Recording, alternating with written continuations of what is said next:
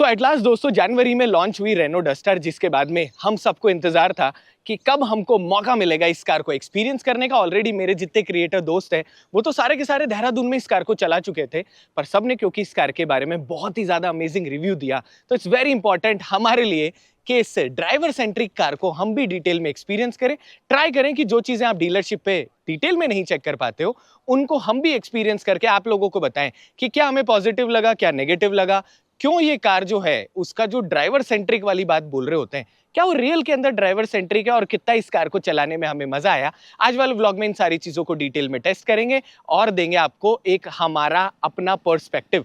Same time पे अगर आप भी जयपुर में रहते हैं और आपको इस कार को अगर एक्सपीरियंस करना हो तो डिस्क्रिप्शन में मैं आपको एड्रेस और कॉन्टैक्ट नंबर दे दूंगा। पूरी फैमिली के साथ जाना, कार को एक्सपीरियंस करना और उसके बाद आप डिसाइड करना is it worth it for you और नॉट। तो ये वीडियो को शुरू करते हैं और डिटेल में टेस्ट करते हैं मैनुअल और automatic all new Renault Duster को। सो दोस्तों गाड़ी चलाने से पहले मैं आपको गाड़ी बाहर से दिखा देता हूँ और बेसिक सारी चीज़ों के ऊपर बात करता हूँ। सबसे पहले कुछ इस तरीके की आपको कार के साथ में चाबी मिलती है। तो गुड पार्ट इस कार के पास जब आप जाते हो तो कार अपने आप अनलॉक हो जाती है। कार से जैसे दूर जाते हो वैसे लॉक हो जाती है। थोड़ी बड़ी चाबी है, आज के टाइम जितनी कार्स में चाबी मिलती है उसके कंपेयर में तो बहुत ज़्यादा बड़ी यहाँ पर मिल रही होती है। अब जैसे आप फ्रंट के अंदर देखते हैं डस्टर की यहाँ पर ब्रांडिंग मिलती है। टेक्निकली पुरानी वाली जो कार है उसके कंपेयर में इस गाड़ी को और ज़्यादा मस्कुलर बना दिया गया है, जिसके साथ में आपको यहाँ पर 360 कैमरा मिलता है और उसके साथ में नीचे की तरफ कुछ इस तरीके के पार्किंग सेंसर फ्रंट में भी मिल रहे होते हैं। बस मुझे यहाँ पर जो ग्रिल है ना ये थोड़ी सी फ्लिम्जी लगी, जो कि मुझे ऐसा लगता है कि भारत देश के लोग क्योंकि ऑफ रोडिंग ज़्यादा कर रहे होते हैं, थोड़ा से खराब रस्तों में चला रहे होते हैं, तो अगर डस्टर में इस ग्रिल को और ज़्यादा थोड़ा मजबूत कर दिया जाता तो चीज़ें आसान हो जाती। मजबूती से याद आया, जैसे आप इधर की तरफ देखते हो ऑल ब्लैक यहाँ पर बहुत खूबसूरत आपको अलॉय व्हील मिलते हैं, जिसके साथ में 225 55 R18 की टायर प्रोफाइल मिलती है। बड़ा व्हील होने का फायदा क्या है दोस्तों कि एक तो आपकी गाड़ी हाईवे पे क्रूज करने में बहुत ज़्यादा कंफर्टेबल हो रही होती है एंड छोटे मोटे जो खड्डे हैं वो गाड़ी में थोड़े कम महसूस होते हैं। जैसे आप इधर की तरफ देखते हो बोनलेस वाइपर और उसके साथ में आपको ऊपर की तरफ यहाँ पर अडेप्टिव क्रूज कंट्रोल के लिए जो कैमरा है वो मिल जाता है और उसके साथ में rain sensing wiper, auto headlamp जैसी सारी चीज़ें इस कार के अंदर मिल रही होती है, जो कि एग्जिस्टिंग रेनो कार में बहुत लोग मिस कर रहे होते थे।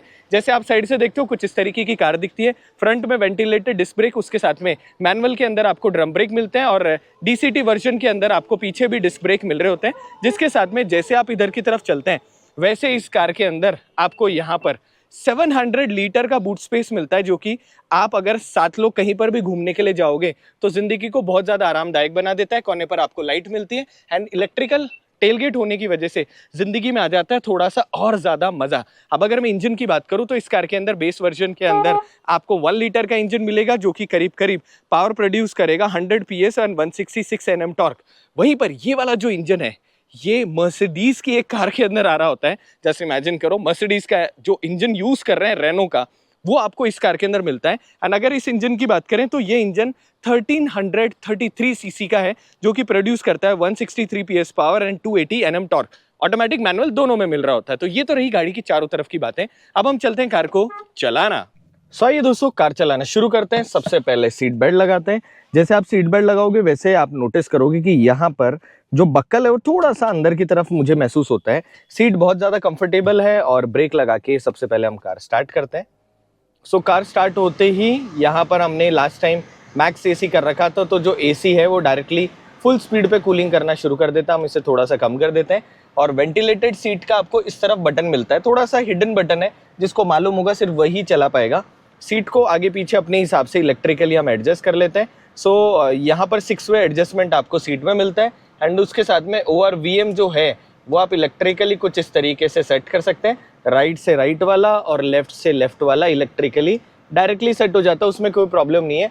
IRVM की बात करूँ तो आपको पीछे की तरफ तीनों हेडरेस्ट मिलते हैं, तो विजिबिलिटी डिसेंट है, मतलब ओ माय गॉड भी नहीं है तो बुरी भी नहीं है। और फ़ोन जो है उसको हम वायरलेसली चार्ज कर लेते हैं। यहाँ पर आपको एंड्रॉयड ऑटो, एप्पल कारप्ले दोनों की दोनों चीज़ें मिल जाती है। अब सबसे पहले कार को हम स्टार्ट करते हैं आगे। एक काम करते हैं पहले रिवर्स लेते हैं ताकि मैं आप लोगों को पार्किंग से शुरू कर पाऊँ कि किस तरीके से यहाँ पर सारी चीज़ें हैं। अब क्योंकि लेफ्ट में हमारे पेड़ है तो आप देख सकते हो कि यहाँ पर आपको कुछ इस तरीके से जो पार्किंग सेंसर है वो आपको बताते हैं। गाइडिंग लाइंस आपको कुछ इस तरीके से दिख रही होती है और जैसे ही मैं रिवर्स लेता हूँ वैसे पीछे जो कार दिख रही है, जैसे मैं इसके बहुत पास लेकर जाऊँगा वैसे ही व्यू चेंज हो जाता है और ऊपर से आपको कुछ इस तरीके से व्यू दिखाने लग जाता है, which is very nice. Guiding lines आपको फ्रंट एंड रेयर दोनों तरफ मिलेगी। 6 स्पीड ट्रांसमिशन है जैसे कि हम बात कर रहे थे, और किस तरीके से चलता है वो तो अभी हम चेक करेंगे। बाकी गाड़ी में जैसे आप बैठते हो वैसे आपको एक मैसिव कार वाली फील यहाँ पर मिल रही होती है। जिसके बाद में अब क्योंकि बारिश का मौसम है तो रास्ते ख़राब है तो हर तरीके से गाड़ी को टेस्ट कर लेंगे। फ्रंट के अंदर यहाँ पर 10.1 इंच की जो स्क्रीन है, मुझे ऐसा लगता है कि यही साइज चाहिए, इससे बड़ी नहीं चाहिए। हल्की सी ड्राइवर सेंट्रिक आपको मिलती है। फ्रंट जो स्क्रीन है इसके अंदर भी आपको छोटे मोटे बहुत सारे फंक्शंस मिलते हैं जिसको अभी हम एक्सपीरियंस करेंगे। इलेक्ट्रिकल स्टीयरिंग जो है ये फीडबैक में बहुत अच्छा, और आपको यहाँ पर 2 स्पोक मिल रहा होता है जिसमें ऊपर नीचे फ्लैट बॉटम मिल रहा होता है, जिसकी वजह से मुझे पर्सनली सिटी में चला के भी मज़ा आया। मतलब 2 स्पोक तो नहीं है, थोड़ी 3 स्पोक है यहाँ पर ये दिखने में 2 स्पोक जैसा कि जैसा लग रहा होता है। सो यहाँ पर जो स्टीयरिंग है इसके फीडबैक में मुझे कोई भी कमी महसूस नहीं हुई। जब कार लॉन्च हुई थी तो उस वक्त चेन्नई में ब्रांड ने हमें समझाया था कि यहाँ पर कार का ना 2 पर्पस सॉल्व करना है। पहला, एक तो स्लो स्पीड में चलने का कॉन्फिडेंस, खड्डे वगैरह रास्ते उनमें अच्छा चलने का कॉन्फिडेंस, और वहीं पर कार को फास्ट स्पीड में चलने का कॉन्फिडेंस। इन दोनों का यहाँ पर बहुत अच्छा जो कॉम्बिनेशन है वो कितना प्रैक्टिकल है, अब हम राइड पे उसी सारी चीज़ों को टेस्ट करेंगे। सबसे पहले शुरू करते हैं विजिबिलिटी से। देखो सीट ऊपर नीचे आप एडजस्ट कर लेते हो, दोनों तरीके से मैंने देख लिया। बोनट भी आपको प्रॉपर दिख रहा होता है, साइड का भी पूरा पर्सपेक्टिव दिख रहा होता है, और कॉम्पिटेटिव सेगमेंट के कंपेयर में यहाँ आपको जो डस्टर मिलती है वो थोड़ी लंबी भी मिलती है और थोड़ी सी चौड़ी भी मिलती है। मतलब अगर टेक्निकली ना हो तो भी लग रही होती है, which is very important. And थोड़ा सा ना मस्कुलर लुक जो है वो 100% आपको इस कार में मिल रहा होता है। स्टीयरिंग फीडबैक जैसे मैं बात कर रहा हूँ, इलेक्ट्रिकल स्टीयरिंग का फीडबैक जो है उसमें आपको बहुत ज़्यादा मज़ा आएगा। मैनुअल के अंदर यहाँ पर आपको बहुत सारी चीज़ें नहीं मिलती, पर ऑटोमेटिक के अंदर चीज़ें ना बहुत सिमेट्री में मिल रही होती है। फॉर एग्जांपल जो हैंडरेस्ट है, अंदर स्पेस भी अच्छा खासा मिलता है and it feels very nice. साथ में यहाँ पर आपको कप रखने की जगह और उसके ऊपर की तरफ जो ये स्लाइडिंग मैकेनिज्म मिलता है, इसकी वजह से ना ये बहुत ही ज़्यादा अच्छा एक्सपीरियंस होता है।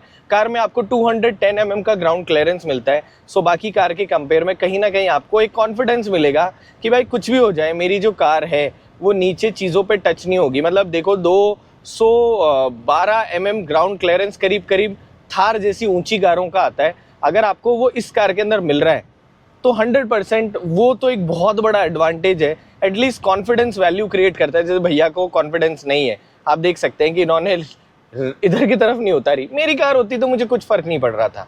दूसरा, फ्रंट स्क्रीन जो है एंड्रॉयड ऑटो, एप्पल कारप्ले मिल रहा होता है, गूगल असिस्टेंस मिल रहा होता है। Hey Google, navigate me to airport.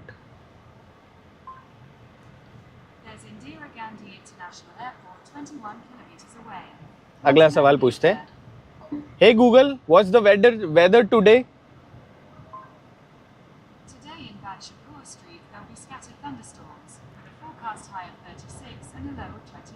आप बताओ इससे ज्यादा कूल जिंदगी क्या होगी?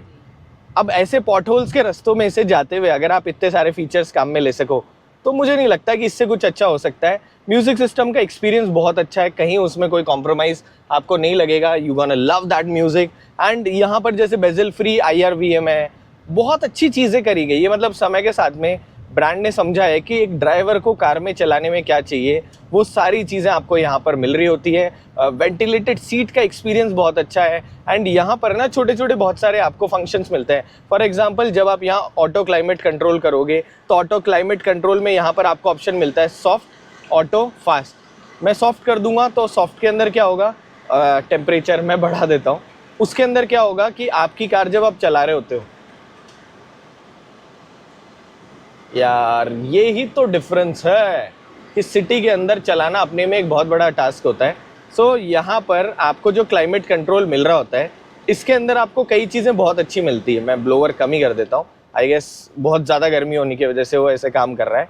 यहाँ पर आपको AC में भी बहुत अच्छी चीज़ें मिलती है। अभी आपने देखा हमने अच्छा ऊंचा ब्रेकर जो था उसे कवर करके निकले, फिर भी कोई टेंशन नहीं है। एंड उसके साथ में आपको कार की साइज़ इस तरीके की मिल रही होती है कि जब दो कारों के साथ में आपको कहीं पर भी ओवरटेक करते हुए जाना पड़े, वो कॉन्फिडेंस वैल्यू लूज ना होना मुझे पर्सनली बहुत अच्छा लगता है। दूसरा, इस कार के अंदर जो इंजन आपको मिल रहा होता है दोस्तों, वो मर्सिडीज की GLA के अंदर आता है। आप देखो पहले रेनो F1 कार्स बना रहा होता है तो वो टेक्नोलॉजी, दूसरा रेनो इंटरनेशनली बहुत सारी अमेजिंग कार्स बनाता है, वो टेक्नोलॉजी जब आपको एक ऐसी कार में मिले जो कि लेगेसी है, तो 100% वो एक्सपीरियंस अच्छा तो क्रिएट होगा। अब क्योंकि 5 सीटर में कंपटीशन बहुत ज़्यादा है, 1000 2-2 हज़ार के लिए गाड़ियों की मॉडल चेंज हो जाते हैं, प्रोडक्ट चेंज हो जाते हैं, तो कहीं ना कहीं वो एक बहुत बड़ा फैक्टर रहेगा। पर फिर भी अगर किसी को कार चलाने का एक्सपीरियंस चाहिए तो 100% duster is one of the car जो कि 100% उस पूरी चीज़ के ऊपर काबिल तारीफ़ है। अब इस कार के अंदर आपको जो एक्सेलरेशन मिल रहा होता है वो बहुत अमेजिंग मिल रहा होता है, आपको एक मेजर रोल जो प्ले करता है, ट्रांसमिशन बहुत स्मूथ मिल रहा होता है, और वही चीज़ है जिसकी वजह से जब आप इस कार को लेकर कहीं भी चलोगे तो आपको ना ऐसे रिग्रेट या लैग नहीं हो रहा होता। पर उसके साथ में एक बहुत बड़ी बात आती है, वो ये है जो कार जितनी फास्ट होगी उसकी माइलेज एफिशिएंसी उतनी कम होगी। और ऐसा मैं नहीं कह रहा, ऐसी रियलिटी है। अब इससे होता क्या है कि आपको 2 दिन तो कार चलाने में मज़ा आएगा, पर तीसरे दिन आप इसका माइलेज देखने लग जाओगे। उस केस में दोस्तों आपका TCE 100 वाला जो इंजन है, जो 100 PS पावर जनरेट करता है, आप वो भी ले सकते हो। उस पर ऑलरेडी हमने रिव्यू कर रखा है। पर अगर आपको एक पावर परफॉर्मेंस वाली कार का मज़ा लेना है, no doubt this is one of the car जो कि आपको एक्सपीरियंस करनी चाहिए। अब मैं यहाँ पर ना कंट्री साइड रोड पे एक बार आपको ब्रेकिंग करके भी दिखा देता हूँ, ताकि हम हाई स्पीड ब्रेकिंग को भी यहीं पर ही टेस्ट कर ले। हाईवे पर बहुत सारे लोगों ने मुझे बोला कि जो भाई आप कार अगर डोगेश भाई थोड़े साइड में हो जाओ, अगर आप कार वहाँ चलाते हो तो वहाँ की रोड में और एक नॉर्मल रोड में फ़र्क होता है। मैं आ गया 100 के ऊपर और मैं करता हूँ पैनिक ब्रेकिंग। अब यहाँ जब आप पैनिक ब्रेकिंग कर रहे हो तो 2-3 चीज़ें क्लियर हो गई। पहला, आपने देखा कि कितनी जल्दी कार रुकी है और किस तरीके से रुकी है। गाड़ी का ABS EBD परफेक्टली काम कर रहा होता है और आपको अच्छा कॉन्फिडेंस दे रहा होता है। बस डिफरेंस ये है, और हाँ हज़ार्ड लाइट भी वहाँ पर काम करती है। डिफरेंस ये है कि जितनी जल्दी मैं एक्सपेक्ट कर रहा था ना ब्रेकिंग, उतनी जल्दी मुझे नहीं लगी। मतलब अगर मैं मेरी बात करूँ ना पर्सनली, तो मैं इस ब्रेकिंग को 6 या 7 देना चाहूँगा। मगर जिस हाई स्पीड पे ये कार चलती है उसके हिसाब से जो ब्रेकिंग मैं एक्सपेक्ट कर रहा था वो मुझे पूरी तरह जो नहीं मिली। कहीं ना कहीं मुझे ऐसा लगता है कि या तो ये जो मेरे पास प्रोडक्ट है इसमें डिफरेंस है, नहीं तो ब्रेकिंग एफिशिएंसी थोड़ी सी और अच्छी हो सकती थी। फ्रंट रेयर दोनों डिस्क मिलते हैं तो वो कोई प्रॉब्लम नहीं लगी। पर या तो ब्रेक पैड या फिर बारिश का वेदर, दोनों चीज़ों में से एक चीज़ हो सकती है जिसकी वजह से यहाँ पर ना ब्रेकिंग का थोड़ा सा फ़र्क है। अब आते हैं हम पॉट होल्स में। देखो आप सामने की तरफ अच्छे खराब रास्ते हैं, मैं करीब 45 की स्पीड मेंटेन करता हूँ और मैं आप लोगों को बताता हूँ 45 पे कितनी जल्दी निकल रही है। देखो ये जो खड्डे आ रहे हैं ना, ये नॉर्मल पॉट होल्स, यहाँ तो आपको बिल्कुल भी खड्डे वगैरह महसूस नहीं होते।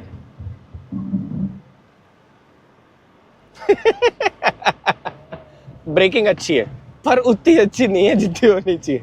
मगर मेजर रोल जो है वो ये है कि जो थोड़े बड़े खड्डे आते हैं, जैसे मान लो एकदम से आप गाड़ी लेकर चल रहे हो, सामने की तरफ यहाँ पर कुछ इस तरीके का स्पीड ब्रेकर है।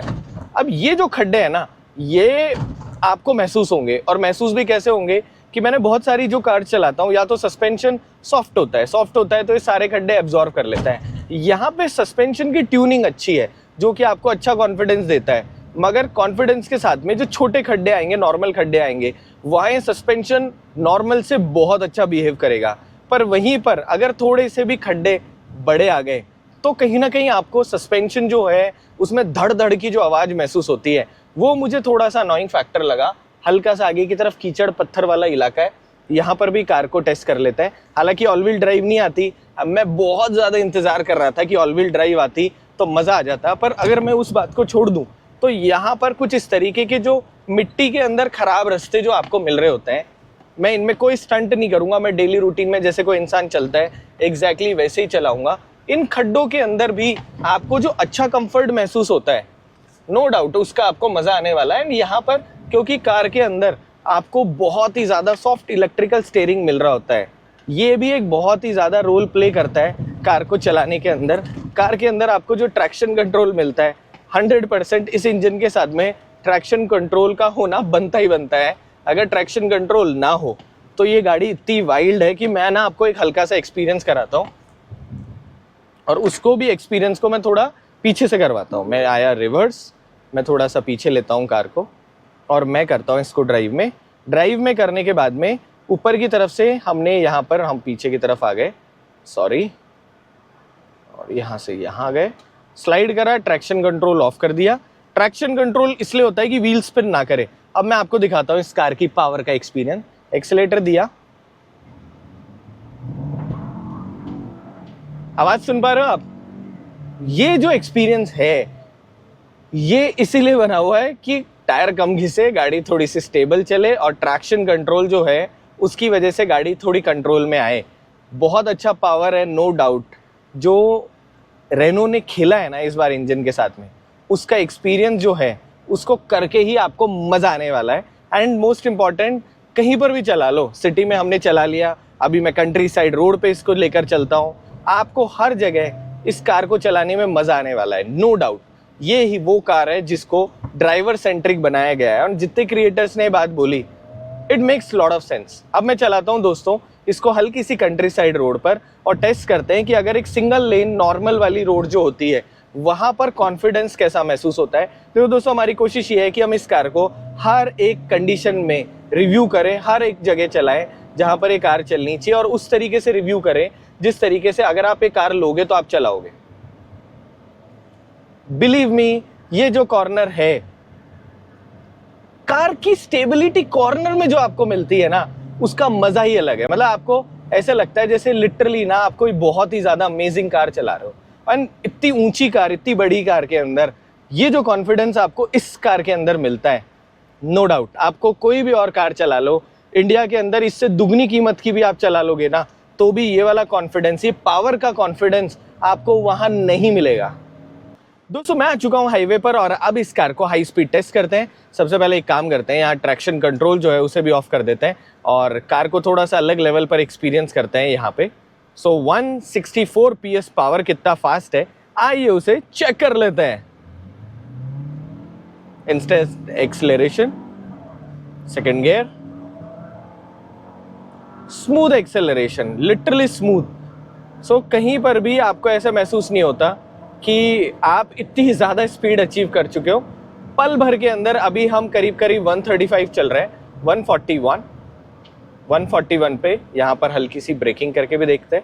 सो ब्रेकिंग में भी कोई प्रॉब्लम मुझे नहीं लगी और उसके साथ में हाई स्पीड जब मैं हैंडल कर रहा हूँ कार को, वहाँ पर भी मुझे कहीं पर भी कॉन्फिडेंस लूज होता हुआ महसूस नहीं हुआ। गियर शिफ्टिंग बहुत ज़्यादा स्मूथ है, कहीं पर भी आपको ऐसे नहीं लगता कि गियर चेंज होते हुए आपको महसूस हो। सिर्फ हल्का सा फ्रैक्शन ऑफ सेकंड जो है, अगर मैं उसको छोड़ दूं तो उसको छोड़ के कहीं पर भी आपको ऐसा नहीं लगेगा कि इस कार की जो स्पोर्टी हैंडलिंग है उसमें आपको कहीं पर भी कॉन्फिडेंस लूज हो रहा हो। एंड बिलीव मी दोस्तों, जितना मज़ा इस कार को शहर में चला के आ रहा है उतना ही मज़ा आपको हाईवे पर आने वाला है। हालांकि माइलेज एफिशिएंसी जो है जैसे आप भगाओगे वैसे इस कार की कम हो जाएगी, पर ये मानकर चलो कि जिस कॉस्ट में कार आ रही है ना उसके अंदर आपको, आप ये देखो कितना शार्प टर्न है, यानी शार्प टर्न के ऊपर 133 की स्पीड पर टर्न लेना is such a amazing experience. No doubt this is made for a specific purpose, that is आप आराम से इस कार के साथ में वो सारा फन करो जो आप करना चाहते हो, उस स्पीड में कंट्रोल करो एंड आराम से इस कार के साथ में आप जब भी लंबे रास्ते जाओगे, नो डाउट आपको उस जर्नी को भी करने में मज़ा आएगा और उस एक्सपीरियंस को करने में मज़ा आएगा, जो कि मुझे ऐसा लगता है कि होना भी चाहिए। अब अगली चीज़ जो इस कार के अंदर है वो है क्रूज़ कंट्रोल। तो सबसे पहले मैं एक काम करता हूँ कि मैं यहाँ पर क्रूज़ कंट्रोल में आपको दो फीचर दिखाता हूँ। यहाँ पर सबसे पहला जो मुझे क्रूज़ कंट्रोल में फीचर मिलता है वो है स्पीड लिमिटर। अब यहाँ पर अगर मैं स्पीड लिमिटर सपोज करो सेट कर देता हूँ 80 की मैंने यहाँ पर लिमिटर सेट कर दिया, 63 की स्पीड से मैं चल रहा हूँ।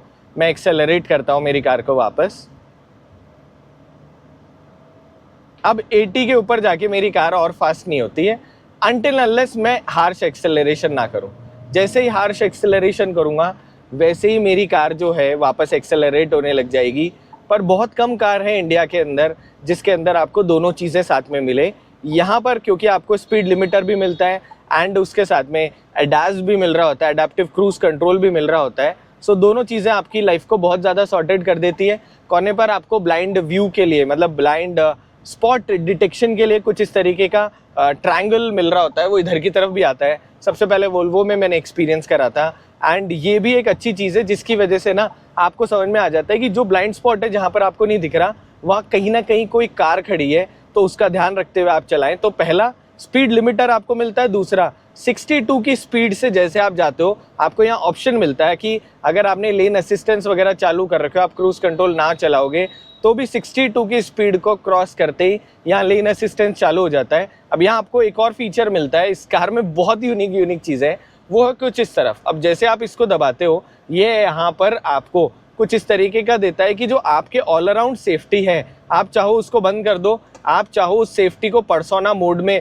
अपने हिसाब से चालू कर लो, जिसमें कुछ फीचर आप ऑन रख सकते हैं, कुछ ऑफ रख सकते हैं, और अगर आप नहीं चाहते उस सारी चीज़ को यूज़ करना तो आप पूरी तरह उसे ऑफ कर सकते हैं। मतलब आपको अडाज में भी कुछ फीचर ही अगर काम में लेने हो ना, तो आप यहाँ से उसको एक्टिव कर सकते हो, which is quite nice. And उसके अलावा इस कार के अंदर आपको यहाँ पर जो स्क्रीन मिलती है, इसमें भी कुछ यूनिक चीज़ें मिल रही होती है। फॉर एग्जांपल आप स्टीयरिंग की जो हैंडलिंग है उसको कैसा चाहते हो, आप ये देखो कि मैं इस वक्त 60-65 की स्पीड में स्टीयरिंग को कैसे घुमा दूं। गाड़ी में जो आपको स्टेबिलिटी मिल रही है ना, वो ऑलरेडी ब्रांड ने बोला था कि इस कार में फ्रंट एंड रियर दोनों तरफ बैलेंस रॉड लगाई गई है, जिसकी वजह से गाड़ी स्टिफ तो है पर अजाइल है। दोनों चीज़ें एक साथ आपको मिल रही होती है। अगर मैं यह देखो, ये वाला जो कॉर्नर है, इससे ऐसे शार्प कॉर्नर पे भी आप इस कार को जब चलाते हो तो you can drive this car like a sports car. तो ये जो चीज़ें हैं ना, एजाइल हैंडलिंग, यही मेजर फैक्टर है इस कार के अंदर अमेजिंग वाले। जिसके अलावा इस कार के अंदर आपको जो मैनुअल ट्रांसमिशन है, इसके बाद में हम वो भी एक्सपीरियंस करेंगे। अगली चीज़ जो इस कार के अंदर आती है वो है क्रूज कंट्रोल। तो मैं क्या करता हूँ, मैं यहाँ से आ जाता हूँ एडेप्टिव क्रूज कंट्रोल के लिए। ये वाला बटन है जिससे आप क्रूज कंट्रोल यहाँ पर सेट कर सकते हैं। अभी हमने क्रूज कंट्रोल को स्टैंड बाय करा हुआ है, जिसके बाद में मैं क्रूज कंट्रोल एक्टिव करूँगा।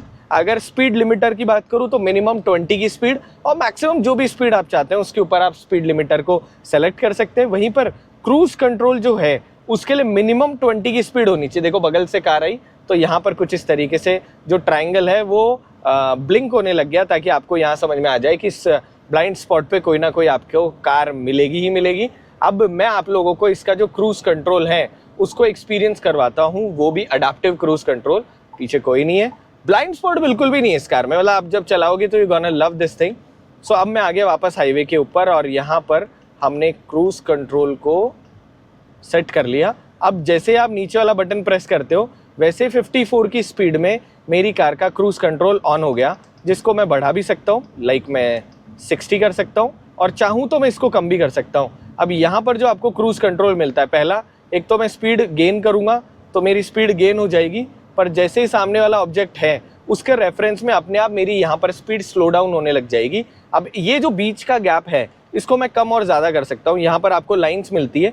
अगर आप गुड़गांव जैसे ट्रैफिक में चल रहे हो तो आप लाइन्स पास पास रखो, ताकि कारों के बीच में बहुत ज़्यादा डिस्टेंस ना हो। वहीं पर अगर आप हाईवे पर चल रहे होते हो तो इस गैप को आप बढ़ा सकते हो, ताकि दूर से ही कार जो है वो सेंसिटिविटी को शोकेस कर ले। इसके अलावा इस कार के अंदर इमरजेंसी जो कोलिजन होता है उसकी वार्निंग भी आपको मिलता है, इमरजेंसी ब्रेकिंग भी आपको मिलता है, लेन असिस्टेंस भी मिलता है, और उसके अलावा आपको अडेप्टिव क्रूज कंट्रोल तो मिलता ही मिलता है। दोस्तों हाईवे पे एक्सपीरियंस करने के बाद में अब मैं कार को लेकर आ गया हूँ ट्रैफिक के अंदर, और जैसे कि आप देख सकते हैं, सबसे पहले एक तो ट्रैफिक में कार चारों तरफ आपको प्रॉपर दिख रही होती है, जिसकी वजह से कार को मनूवर करना बहुत ज़्यादा आसान है।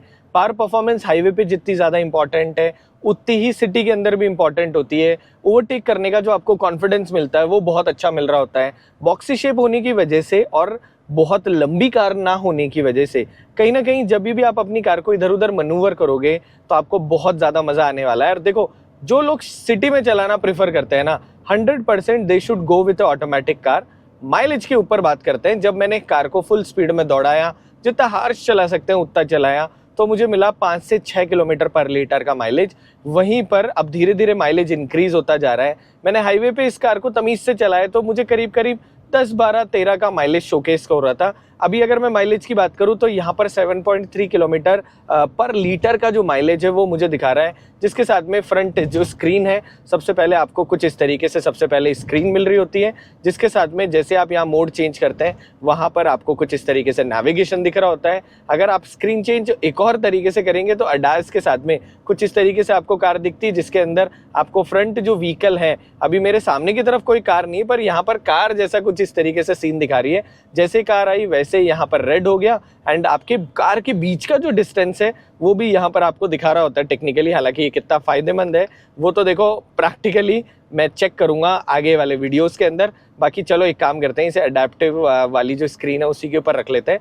दूसरा एक और मेन्यू यहाँ पर आपको जो मिल रहा होता है, इसके अंदर आपको सबसे पहले यहाँ पर कुछ बेसिक इन्फॉर्मेशन दिखा रहा होता है कि आपकी गाड़ी माइलेज एफिशिएंसी क्या दे रही है, म्यूजिक पे गाने कौन से चल रहे हैं, एंड उसके साथ में टायर प्रेशर मॉनिटरिंग सिस्टम जो यहाँ पर मिल रहा होता है वो भी यहाँ दिखा रहा होता है। सो ऐसी बहुत सारी चीज़ें इस गाड़ी के अंदर जो आपको मिलती है, कहीं ना कहीं उनसे आपको मज़ा आएगा। बहुत आने वाली कार जो है, मतलब प्रेजेंट में जो कार्स है उनमें आपको फ्रंट स्क्रीन में इससे ज़्यादा फीचर मिल रहे होते हैं, पर यहाँ पर रेनो ने इस बात का ध्यान रखा है कि उतने ही फीचर होने चाहिए जितनों की रिक्वायरमेंट हो, जो कि मुझे एक बहुत अच्छी चीज़ लगी है। तो ये तो रहा ऑटोमेटिक कार चलाने का एक्सपीरियंस। अब चलाते हैं मैनुअल। दोस्तों एक चीज़ ऐसी थी जो मैं इस कार को चलाते चलाते आप लोगों को नहीं बता पाया था, क्योंकि मैं म्यूज़िक जो है वो ड्राइव रिव्यू करते हुए एक्सपीरियंस नहीं कर रहा होता। पर इस कार के अंदर म्यूजिक कंट्रोल जो है वो भी आपको बहुत यूनिक स्टाइल में मिलता है। सो जैसे आप देखोगे नीचे की तरफ एक क्रूज कंट्रोल जैसा कुछ इस तरीके का आपको सेटअप मिलता है, जिससे आप म्यूजिक कंट्रोल कर सकते हो, जिसमें सबसे पहले वॉल्यूम कम या ज़्यादा नीचे की तरफ से आप कर लोगे। जब भी आप कार चला रहे होते हो तो बहुत ही ज़्यादा हैंडी रहता है। एंड सॉन्ग को नेक्स्ट एंड प्रीवियस करने के लिए भी आपको यहाँ पर कंट्रोल ना कर कुछ इस जगह पर जो कंट्रोल्स आपको मिल रहे होते हैं, बिलीव मी इनको एक्सपीरियंस करके आपको मज़ा आ जाएगा। और मुझे ऐसा लगता है कि इस कार के बाद में आप कोई दूसरी चलाओगे ना, उसमें भी आप ये सारी चीज़ें ढूंढ रहे होंगे। इवन इस कार में जो आपको पैडल शिफ्टर मिल रहे होते हैं ऑटोमेटिक के अंदर, इनके साथ में जो गाड़ी की इंजन ब्रेकिंग हो रही होती है वो भी बहुत ही ज़्यादा मज़ेदार फैक्टर है, जिसको आई विश आप आज नहीं तो कल कभी ना कभी एक्सपीरियंस करें। दोस्तों ऑटोमेटिक चलाने के बाद अब मैं चला रहा हूँ मैनुअल, जिसके साथ में जो डस्टर का एक्चुअल फील मिल रहा होता है ना, 163 PS पावर, वो यहाँ पर आपको महसूस हो रहा है। सो जिन लोगों को कंफर्टेबल ड्राइव करनी है 100% उनको DCT लेनी चाहिए, मगर जिसको एक एक्चुअल कार गाय वाली फील चाहिए और अभी तक इंडियन इंडस्ट्री में उसको वैसी कार नहीं मिल रही जिसके साथ में गियर शिफ्टिंग का वो मजा ले, तो 100% डस्टर उस आदमी को मजा दे रही होगी। यहाँ पर अगर मैं इस इंजन की बात करूँ तो आपको बहुत ज़्यादा पेपी 4 सिलेंडर इंजन मिल रहा होता है। सेकेंड गियर में मैं इस वक्त जा रहा हूँ, जिसके बाद में आप यहाँ पर देख सकते हैं कि आप करीब 90 किलोमीटर आर की स्पीड तक आसानी से जा रहे होते हैं। यहाँ पर आपको वो जो टर्बो की वॉइस है वो सुनाई दे रही होती है, इंजन बहुत ज़्यादा अलग साउंड कर रहा होता है। एंड मुझे अभी भी ऐसा लगता है कि अगर कोई इस गाड़ी को ट्यून करेगा तो कैसा कर रहा होगा। आप इस गाड़ी के साथ पावर परफॉर्मेंस इंजॉय कर रहे होते हैं। गुड माइलेज के लिए यहाँ पर आपको गियर शिफ्ट एडवाइजर मिल रहा होता है। हालांकि कुछ चीज़ें मैनुअल ट्रांसमिशन के साथ में मिसिंग है, जो कि मेरे लिए अनोइंग थी। फॉर एग्जाम्पल रेयर के अंदर जो डिस्क ब्रेक नहीं आना, वो ऐसा लगता है मुझे कि मैनुअल भी तो डिजर्व करता है, पर अगर मैं उन चीज़ों को छोड़ दूं तो यहाँ पर आपको बहुत मज़ेदार लगेगा। हालांकि यहाँ वाला जो पूरा का पूरा कॉकपिट आपको जो मिल रहा होता है ऑटोमेटिक के अंदर, वो थोड़ा सा यहाँ पर अलग हो जाता है, बट फिर भी इस इंजन के साथ इस गाड़ी को चलाने का जो एक्सपीरियंस है उसके बाद मैं सब कुछ छोड़ सकता हूँ। 6 स्पीड ट्रांसमिशन मिलती है, जिसके साथ में आपको बीच बीच में ब्लो ऑफ वॉल की हल्की सी आवाज़ सुनाई दे रही होगी। एंड उसके साथ में यहाँ पर जो गियर शिफ्टर मिल रहा होता है, बिलीव मी ये बिल्कुल ऐसा लग रहा होता है मुझे जैसे आफ्टर मार्केट थॉट हो यहाँ पर, जिसके साथ में यहाँ पर नीचे की तरफ आपको जो रिवर्स है उसके लगाने के लिए भी एक ऑप्शन मिलता है कि नीचे की तरफ एक पॉइंट है उसको ऊपर करें और उसके बाद रिवर्स लगाएं, ताकि चलती हुई कार में कभी भी रिवर्स ना लगे। अगर मैं क्लच की बात करूं तो क्लच बहुत ज़्यादा सॉफ्ट और बहुत कंफर्टेबल मिल रहा होता है आपको रेनो डस्टर मैनुअल के अंदर। दोस्तों कार चलाने के बाद मैं आ चुका हूँ को पैसेंजर साइड। सबसे पहले डस्टर के अंदर आपको फ्रंट व्यू जो है वो अच्छा खासा मिल रहा होता है, जिसके साथ में यहाँ मिनिमलिस्टिक सिंपल सा डैशबोर्ड मिल रहा होता है। जैसे आप यहाँ देखते हैं वैसे आपको कार्बन फाइबर जो इंसर्ट मिल रहा होता है, दैट इज़ वेरी नाइस। हालांकि ओरिजिनल कार्बन फाइबर नहीं है, पर स्पोर्ट्स कार वाली हल्की हल्की यहाँ पर आपको फील मिल रही होती है, जिसके साथ में यहाँ पर सिल्वर एलिमेंट और नीचे की तरफ आपको डस्टर के साथ में कुछ इस तरीके का सॉफ्ट टच मटेरियल मिलता है। जैसे आप इधर की तरफ देखते हो यहाँ पर भी सॉफ्ट टच और उसके साथ में भी सॉफ्ट टच मटेरियल यहाँ है। बहुत मिनिमलिस्टिक डिजाइन और उसके साथ में यहाँ स्टर्डी ग्रैब हैंडल मिल रहा होता है। I am very surprise. नीचे की तरफ जब आप यहाँ देखते हैं तो आप देख सकते हैं कि फुल मेटल साइज की यहाँ पर जो बॉटल रखी हुई है उसके साथ में भी यहाँ पर आपको बहुत सारा स्पेस मिलता है। एंड बॉटल को ग्रैब करना बहुत ज़्यादा आसान है। सेम टाइम पर जैसे मैं आगे की तरफ यहाँ पर बैठा हूँ आप देख सकते हैं कि करीब करीब मेरे पास में इतना सारा हेडरूम है। मेरी हाइट है 165 centimetre. I am very comfortable here. नीचे की तरफ आपको अच्छा खासा यहाँ पर जो लेग सपोर्ट है वो मिल रहा होता है और उसके साथ में आगे की तरफ लेग रूम मिल रहा होता है। गुड पार्ट इज यहाँ पर जो टॉप मॉडल है इसके अंदर सीट जो है वो आपको इलेक्ट्रिकल मिल रही होती है। तो हालांकि मैं बहुत ज़्यादा फैन नहीं हूँ को पैसेंजर साइड या फिर ड्राइवर साइड इलेक्ट्रिकल सीट का, पर फिर भी जो चीज़ अगर मिले तो अच्छी बात है। यहाँ पर भी आपको सारी की सारी, अब अगर मैं बात करूँ तो फ्रंट जो सीट्स हैं वो आपको यहाँ पर वेंटिलेटेड मिल रही होती है, जिसकी वजह से राजस्थान जैसे वेदर में ज़िंदगी बहुत ही ज़्यादा आसान हो जाती है। एंड उसके अलावा आपको यहाँ पर जो फ्रंट सीट मिल रही होती है उसमें जो बकेट फिनिश है वो बिल्कुल किसी स्पोर्ट्स कार जैसी मिलती है। जैसे आप ऊपर की तरफ देखते हो वैसे आपको यहाँ पर सनशेड मिलता है, जिसमें वैनिटी मिरर और वैनिटी लाइट दोनों के दोनों मिल जाती है। मुझे जो पर्सनली परेशानी है वो है हर कार मेकर की इन 4 या 5 उंगलियों की प्रॉब्लम से। सो टेक्निकली देखा जाए तो हर ब्रांड क्यों ये बात नहीं ध्यान देती कि यहाँ पर अगर ये हल्का सा एक्सटेंड होता है ये 5 अंगुलियों जितना, तो प्रैक्टिकलिटी थोड़ी सी और बढ़ सकती है। पर it is what it is with every single brand. आप लोगों का इस बारे में क्या विचार है प्लीज़ मुझे कमेंट करके बताइएगा। जैसे आप इधर की तरफ देखते हैं वैसे सबसे पहले एक तो आपको यहाँ पर बहुत सारा स्पेस मिल रहा होता है। टेक्निकली बहुत डीप ग्लव बॉक्स है जिसकी ज़रूरत नहीं थी, उससे ज़्यादा यहाँ पर ये देखो आप, मेरा जो हाथ है वो पूरा का पूरा यहाँ तक जा चुका है। इतना डीप यहाँ पर ग्लव बॉक्स मिल रहा होता है और उसके साथ में यहाँ पर अंदर की तरफ आपको लाइट भी मिल जाती है। दोस्तों आगे से मैं आ चुका हूँ पीछे की तरफ और जैसे कि आप देख सकते हैं अच्छी खासी बड़ी यहाँ पर पैनोरामिक सनरूफ मिलती है, जिसके साथ में जो चीज़ें डस्टर के अंदर सबसे ज़्यादा अमेजिंग है वो है छोटी छोटी प्रैक्टिकलिटी, जिससे शुरुआत करते हैं। सबसे पहले कोने पर आपको कुछ इस तरीके का एंकर पॉइंट मिलता है जो कि बहुत मिनिमलिस्टिक है but it feels very nice, जिसके साथ में ऊपर की तरफ गैप हैंडल और उसके साथ में यहाँ पर कोट टांगने का पॉइंट मिलता है। जैसे आप यहाँ देखेंगे वैसे टच बेस ही आपको यहाँ पर लाइट मिल रही होती है।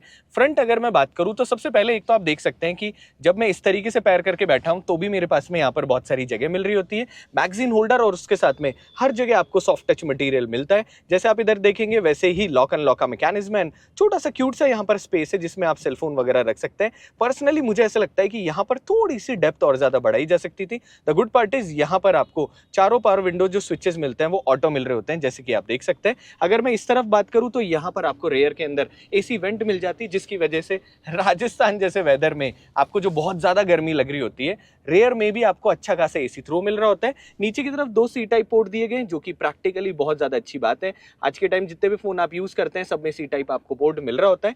हल्का सा हम्प मिलता है। अब इस हम्प का सबसे बड़ा डिसएडवांटेज ये है दोस्तों कि जब आप बीच में बैठ रहे होते हैं तो बीच वाले के लिए उतना सारा लेग रूम नहीं मिल रहा होता। पर फैक्टर ये है क्योंकि ये कार जो है ये ऑल व्हील ड्राइव वर्जन में भी मिल रही होती है एंड सेम प्लेटफॉर्म यूज कर रही होती है, इस वजह से यहाँ पर जो हम्प है मिनिमलिस्टिक है पर फिर भी हम्प है। अगर मैं सेंटर में बात करूं तो सेंटर में यहाँ पर आपको हेडरेस्ट मिल जाता है जो कि बीच वाले पैसेंजर को अनकंफर्टेबल नहीं करता अगर आप लॉन्ग ड्राइव पे जा रहे होते हैं। एंड कार में क्योंकि अच्छा खासा आपको यहाँ पर स्पेस मिल रहा होता है तो 3 अच्छी खासी साइज के अडल्ट अगर बैठेंगे तो भी बहुत ज्यादा बैठना कॉम्प्रोमाइज नहीं हो रहा होगा। वापस इस तरफ आ जाते हैं। जैसे आप इधर की तरफ देखते हैं अंडर थाई सपोर्ट की बात करूं, डिसेंट अंडर थाई सपोर्ट है, बहुत ज्यादा भी नहीं है तो बहुत कम भी नहीं है। हल्का सा यहाँ पर सीट आपको एक्सटेंडेड मिल रही होती है, जिसके साथ में यहाँ पे परफोरेटेड जो मटेरियल और उसके साथ में यहाँ पर जो आपको स्टिचिंग मिल रही होती है दैट इज वेरी नाइस। जैसे आप इधर की तरफ देखते हैं दोनों तरफ आपको बकेट फिनिश सीट मिलती है, जिसके साथ में यहाँ पर आपको कुछ इस तरीके का आर्मरेस्ट मिल रहा होता है जिसमें फोन रखने से लेकर कप होल्डर तक की सारी फैसिलिटी मिल जाती है। पीछे की तरफ जब आप देखेंगे तो आपको यहाँ पर जो ट्रे मिलती है इसकी साइज बहुत अच्छी है। 7 लीटर का ऑलरेडी आपको यहाँ पर बूट स्पेस मिलता है, पर उसके साथ में ये वाला जो स्पेस है थोड़ी सी प्रैक्टिकलिटी और ज्यादा बढ़ा देता है जब आप लॉन्ग ड्राइव पे जा रहे होते हैं। जिसके साथ में आपको यहाँ पर आइसो जो फिक्स सीट माउंट मिलते हैं उसकी वजह से अगर छोटे बच्चों की सीट लगा के भी अगर आप बच्चों को बैठाते हैं तो चीज़ें थोड़ी सी सेफ हो जाती है। आई रियली विश भारत देश के अंदर में आइसोफिक्स सीट माउंट जो है उस पर लोग सीट काम मिले, क्योंकि बच्चों को आगे की तरफ खड़ा रखना उनकी सेफ्टी के साथ बहुत ज़्यादा कॉम्प्रोमाइज़ है। जिसके साथ में इस गाड़ी के अंदर मुझे पर्सनली ऐसा लगता है कि आई रियली विश डस्टर, अगर आप जो सीट्स है हालांकि रिक्लाइंड कंफर्टेबल सीट है पर इन सीटों को थोड़ा सा और रिक्लाइन करने का ऑप्शन होता तो जिंदगी आसान हो जाती।